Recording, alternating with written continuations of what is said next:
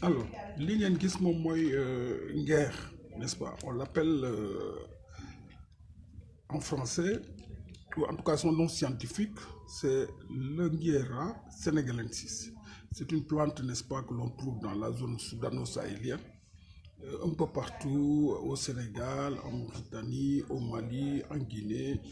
Donc une plante qui peut faire plus de mètre 50, n'est-ce pas, sous forme d'arbuste, et qui a des vertus exceptionnelles, notamment contre la toux. Aujourd'hui, nous l'utilisons pour soigner la toux. Comment? C'est très simple. Vous prenez une poignée, n'est-ce pas,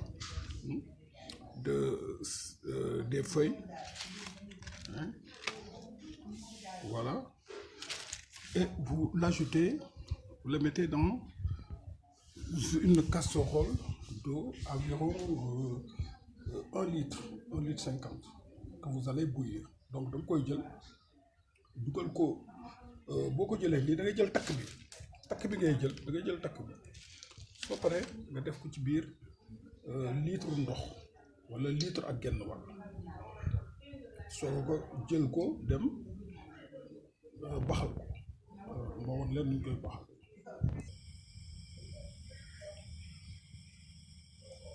Donc on va faire bouillir pendant 10 minutes.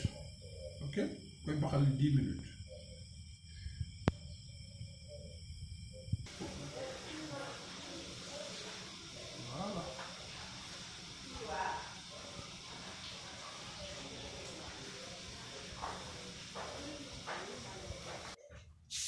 Voilà, donc 10 minutes après, n'est-ce pas, on éteint le feu et on laisse reposer.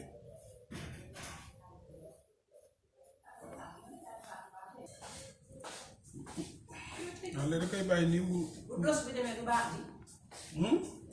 du ñu naan bu dos bi demee du baax bu ñoree ba mu ñor baaxul.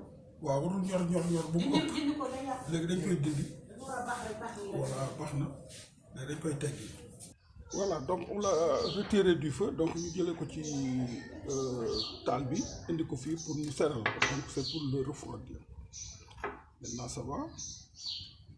Voilà, on va prendre donc un verre. Voilà, ça suffit. Voilà, un verre. Hein? Un peu chaud. On va laisser encore refroidir. La bàyyi ko mu gën a sedd. Pour nga jël ci benn kaas naan ko, donc il faut prendre un verre, n'est-ce pas? Donc un verre le matin